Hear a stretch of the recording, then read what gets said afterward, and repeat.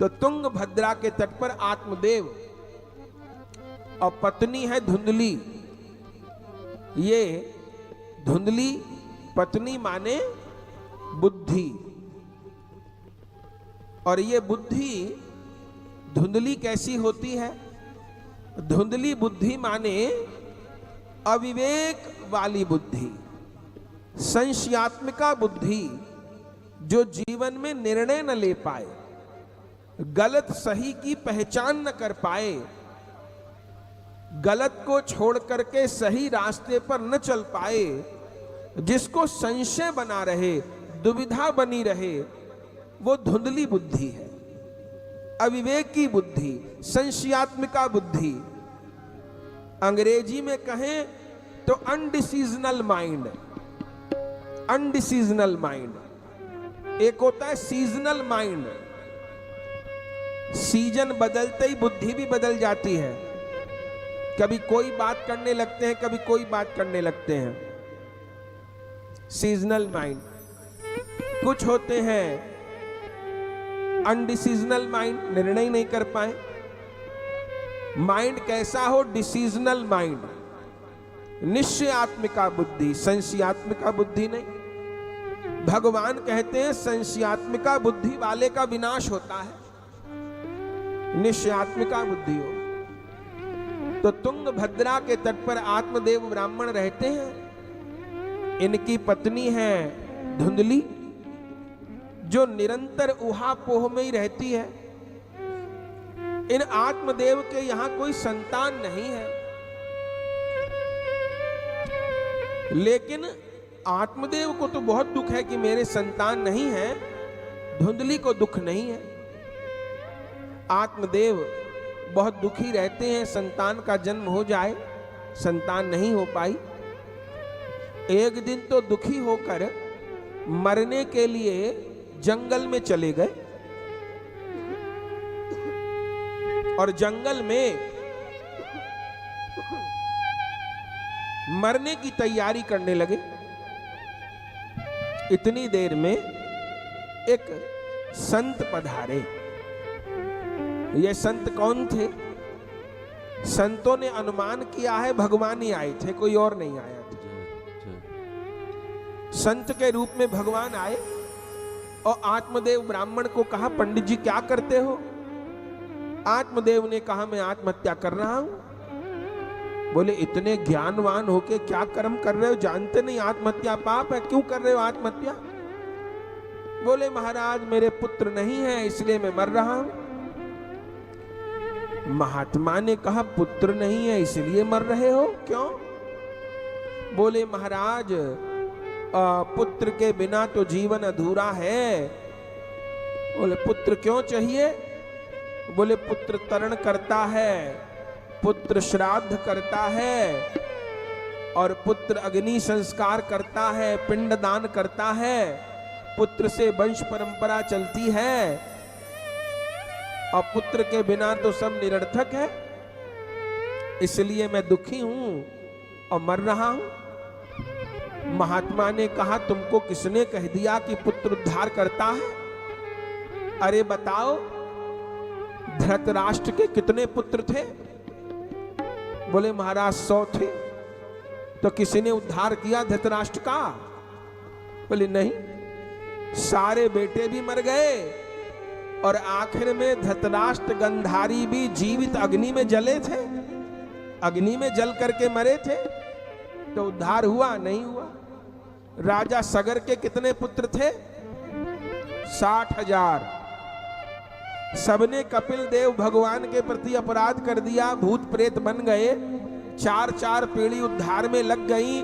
आखिर में भगीरथ जी गंगा लाए, तब तो उद्धार हुआ। तो राजा सगर को क्या लाभ हुआ पुत्रों से? अच्छा एक बात बताओ, भीष्म पितामह के कितने पुत्र थे? बोले, एक भी नहीं महाराज, वो तो ब्रह्मचारी थे। तो उनका उद्धार हुआ कि नहीं हुआ? बोले, कैसे उद्धार नहीं हुआ? वो कृपा कर दे तो दूसरे का उद्धार हो जा। अच्छा, शबरी मैया के कितने पुत्र थे? बोले, वो भी ब्रह्मचारी थी, उनके भी कोई बेटा नहीं था। तो शबरी मैया का उद्धार हुआ कि नहीं हुआ? बोले महाराज उनका क्यों नहीं हुआ, उनको तो भगवान ही स्वीकार किए। तो ये किसने कह दिया कि बेटा बेटी उद्धार करते हैं? अरे जीव का उद्धार करता है उसका भजन, और जीव को दुख देता है उसका कर्म। तो पंडित जी अब इतनी उम्र हो गई, अब संतान नहीं तो आशा छोड़ दो और हरि भजन करो। लेकिन पंडित जी माने ना। पंडित जी ने कहा ये सब बातें मैं जानता हूं, लोगों को सुनाता भी हूं, समझाता भी हूं, लेकिन वह ज्ञान दूसरे के लिए है, अपने लिए नहीं है। मुझे तो पुत्रम देहि बलादपि, मुझे तो बलपूर्वक पुत्र दीजिए, अन्यथा तो मैं अभी मर रहा हूं। और आपको पाप और लगेगा कि ब्राह्मण हत्या कर रहा था अपनी और आप देख रहे थे। महात्मा ने कहा अजीब मुसीबत गले पड़ी।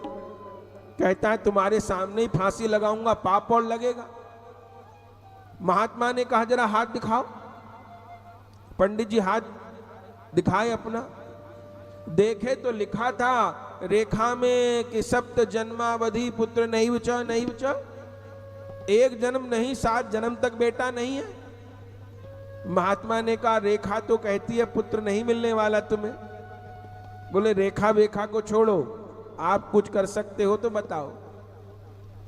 तो महात्मा को दया आ गई और महात्मा अपने झोले में से एक फल निकाले और पंडित जी को दिए और कहे पंडित जी ये फल लीजिए, आप अपनी पत्नी को खिला देना तो आपके यहां संत पुत्र का जन्म होगा। अब ये बात नहीं समझ आती, पहले कहा 7 जन्म तक पुत्र नहीं है और फिर फल दे दिया कि पुत्र हो जाएगा कैसे? बोले संतों के पास विशेष शक्ति होती है। भगवान के यहां एक कोटा होता है, जैसे संसार में आरक्षण होता है, कोटा होता है, भगवान के यहां भी होता है। जब संत लोग आह्वान करते हैं तो कोई कोटे का जीव आता है और जिसके लिए प्रार्थना कर दें उसके लिए आ जाए। तो मानो उन संत ने, वो तो भगवान ही थे, उस भगवान के यहां से किसी विशेष आत्मा की, किसी दिव्य आत्मा की प्रार्थना कर दे। किसी विचारक ने कहा है जो बात दवा से हो न सके वो बात दुआ से होती है। जब सच्चा सतगुरु मिलता है तो बात खुदा से होती है। तो महात्मा विधान कर दिए, फल दे दिए, अपनी पत्नी को खिला देना। फल लेकर के आत्मदेव आए, अपनी पत्नी को देने लगे। पत्नी ने कहा कहाँ गए थे? इन्होंने कहा अब छोड़ो जहां गया था, बस मुझे ये फल मिला है, तुम इस फल को खा लो, हमारे यहां संतान का जन्म होगा। बस कमी क्या रह गई? महात्मा ने कहा था पत्नी को फल खिला देना, इन्होंने खिलाया नहीं, दे दिया। और धुंधली ने फल खाया नहीं। अभी हमने सुना धुंधली कौन? धुंधली माने संशयात्मिका बुद्धि। हमको भी सत्संग में फल मिलता है, केवल आत्मदेव को मिला ऐसा नहीं, हमको भी फल मिलता है। ये जो कथा सुन रहे हैं और कथा में जो सूत्र मिल रहे हैं, जो ज्ञान मिल रहा है, यही फल है, यही असली प्रसाद है। लेकिन फल मिल तो जाता है, लेकिन फल बुद्धि को खिला नहीं पाता, रख लेते हैं। और ये धुंधली बुद्धि फल को खाती नहीं है, गिरा देती है। धुंधली ने फल लिया तो खाया नहीं, मन में सोच रही है कि ये पंडित जी का तो लगता है दिमाग खराब हो गया। कई फल खाने से बालक होते होंगे, फल खाने से बालक हो तो दुनिया में कोई बांझ ही न रह जाए, सबके बालक हो जाए। और यदि फल खाने से बालक हो भी जाए, अब ये संशयात्मिका बुद्धि के विचार है, सुनिएगा जरा। यदि फल खाने से बालक हो भी जाए तो बालक तो पीछे होगा, पहले गर्भ धारण होगा, और 9 महीने 10 महीने तक गर्भ धारण करने में कितनी तकलीफ। और चलो उस तकलीफ को भी सहूं, बालक को जन्म देने में तकलीफ, प्रसव में तकलीफ, उसको भी सहूं तो बालक को पालन करने में तकलीफ। अरे चलो इन सबको भी देखा जाए। यदि गांव में आग लग गई और मैं गर्भवती, दुनिया तो भाग खड़ी होगी, मुझसे तो भागा भी नहीं जाए। ये सब इसके दुर्विचार हैं। अरे चलो आग भी न लगी, मैं लड़ झगड़ नहीं पाऊंगी। लड़ाई झगड़े के बिना तो मेरा पाचन तंत्र कमजोर हो जाता है, इतने दिन में लड़ झगड़ नहीं पाऊंगी। चलो इसको भी छोड़ो, बालक को जन्म दिया तो मैं तो महीना भर के लिए खटिया पे पड़ जाऊंगी, और पंडित जी अपनी बहन को मेरी सेवा के लिए बुला लेंगे, और वो पंडित जी की बहन मेरी ननंद मेरी सेवा तो कम करेगी, मेरे घर का सामान उठा करके अपने घर ले जाएगी। तो ये काम बहुत खराब। सबकी जड़ ये फल है, तो मैं फल नहीं खाऊंगी, किसी झंझट में ही नहीं पड़ूंगी। पर पंडित जी पूछेंगे तो क्या जवाब दूं? तो बिना साधन के, बिना फल खाए फल मिल जाए, ये कई बार हमारी भी वृत्ति बन जाती है कि कोई ऐसा उपाय बताओ कि बस रात रात में मैं खाकपति से लाखपति बन जाऊं, करना कुछ ना पड़े, पत्ता ना हिलाना पड़े, मेहनत ना करनी पड़े, हो सब कुछ जाए। हम लोग भी ऐसे शॉर्टकट ढूंढते हैं, कोशिश करते हैं। धुंधली ने भी यही सोचा, लेकिन वो शॉर्टकट भारी पड़ गया। कोई कहे कि मुझे 3 महीने में बालक चाहिए, अरे बालक का जन्म होता है 9 महीने में, 10 महीने में, और कोई 3 महीने की गर्भवती स्त्री का पेट कटवा दे और संतान को निकाल ले तो वो संतान रखने लायक होगी क्या? नहीं। एक प्रक्रिया है, एक समय है। इस धुंधली ने अपनी बहन को बुलाया, सारी बात बताई। अब इस दुष्ट की जो बहन थी वो भी दुष्ट थी, दुष्ट की दुष्ट के साथ ही पटेगी, वो भी ऐसी थी। उसने कहा घबरा मत बहन, मैं तुझे उपाय बताऊंगी। बोले क्या? बोले तेरे यहां खाने को बहुत है, खाने वाले नहीं है। मेरे यहां खाने वाले बहुत है, खाने को नहीं है। मेरे यहां कई संतान है, फिर संतान होने को है। अब के जो संतान का जन्म होगा मैं तुझे दे दूंगी, और तू मेरे पति को धन दे देना, और झूठे कह देना बालक हो गया। बोले पंडित जी को कैसे समझाऊं? बोले पंडित जी को कह दे गर्भ हो गया, उनको क्या पता पड़ेगा, धोखाधड़ी से काम चल जाएगा। इसने कहा फल का क्या करूं? बोले फल को फेंक दे, या ऐसा कर तुम्हारे आंगन में जो गाय है वो भी तो कभी नहीं ब्याती, तो उस गाय को ये फल खिला दे, देखते हैं फल में क्या चमत्कार है। फल गाय को खिला दिया, अपने पति को झूठ कह दिया मैं गर्भवती हो गई। समय आने पर बहन के यहाँ पुत्र का जन्म हुआ, बहन ने अपने पति के हाथ पुत्र भिजवा दिया, इसने धन दे दिया, अपने पति को झूठ कह दिया कि मेरे घर पुत्र का जन्म हो। पंडित जी खुशी मनाने लगे। कुछ दिन बाद गैया के यहां भी जन्म हुआ, लेकिन फल तो गैया ने खाया था, वो संत का प्रसाद तो गैया को मिला था। तो गैया के पेट से संत का जन्म हुआ। कौन से संत? चूंकि मनुष्य का बीज था उस फल में, तो मनुष्य रूप में संत का जन्म हुआ। बस गाय के गर्भ से प्रकट होने के कारण कान गैया के जैसे थे, तो नाम हुआ गौकर्ण।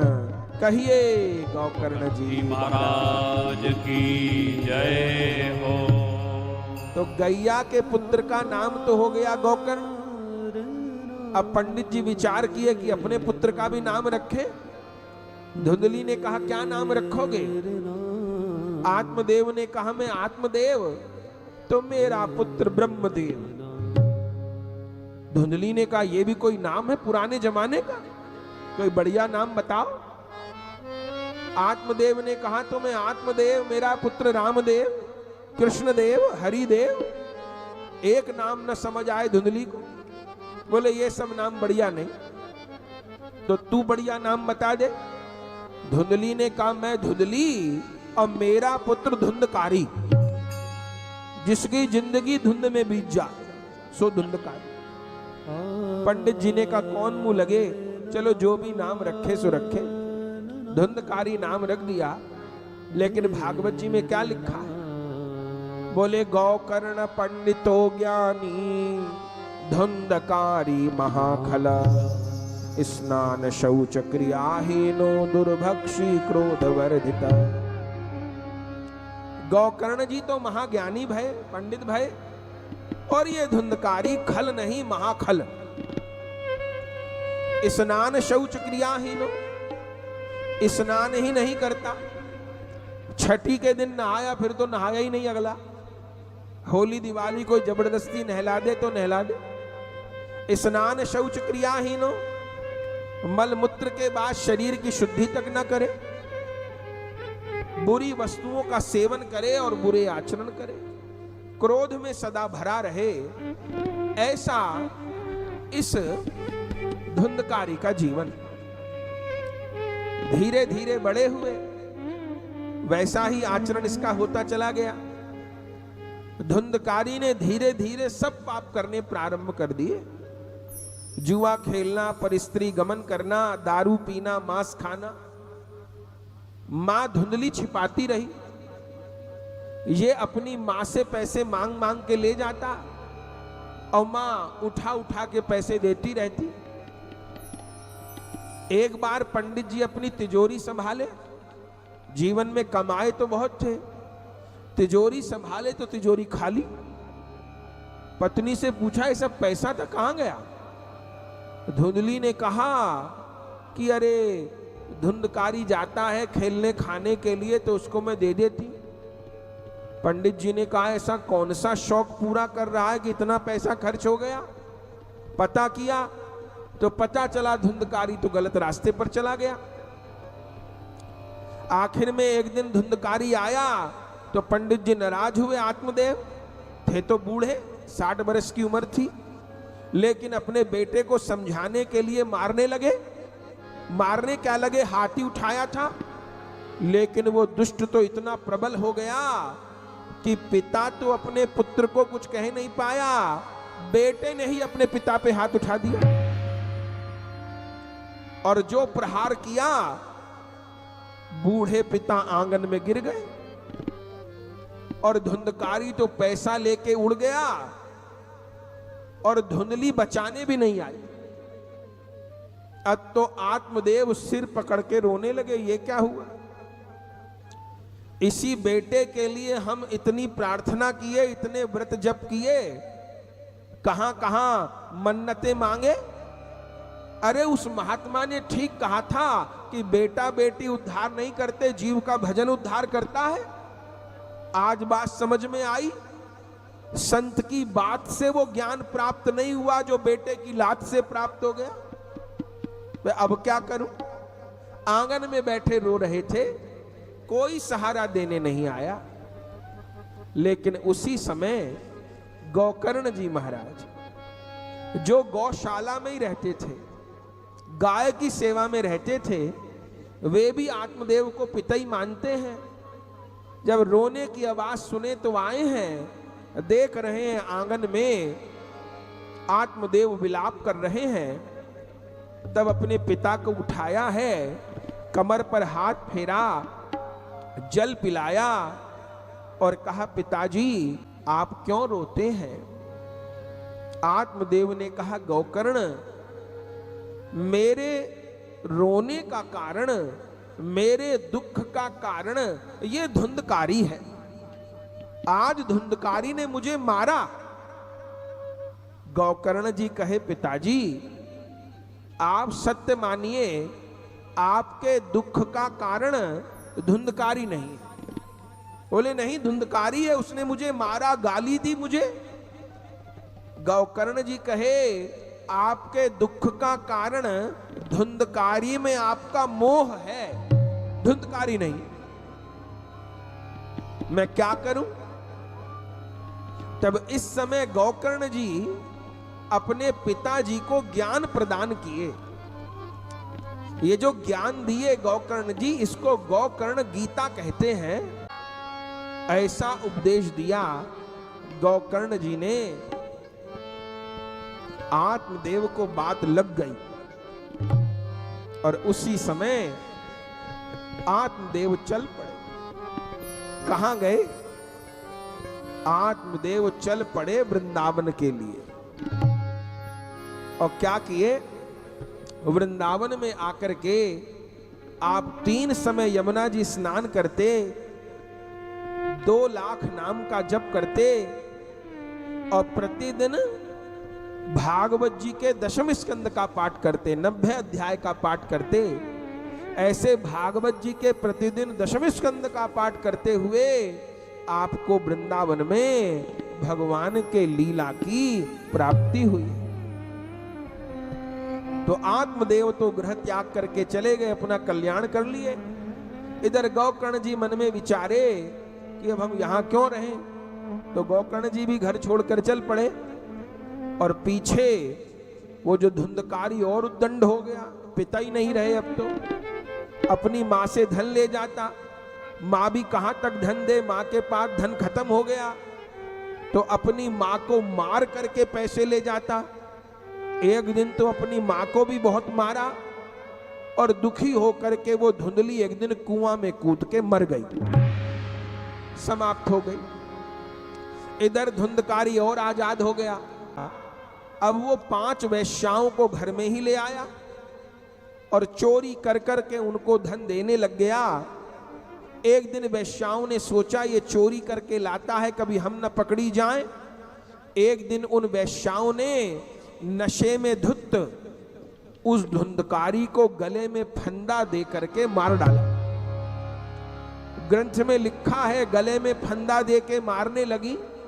ये चीखने चिल्लाने लगा, अरे मैंने तुम्हारे लिए अपने माँ बाप को छोड़ दिया, सब कुछ छोड़ दिया, तुम मुझे मार रही हो। इन्होंने कहा हम किसी की नहीं है, पैसा है तब तक है, उसके बाद नहीं है। इसके मुंह में तप्त अंगार समूहश्च, मुंह में तपते हुए अंगारे भर दिए। वैश्याएं चली गई धन लेकर के, धुंधकारी मरकर प्रेत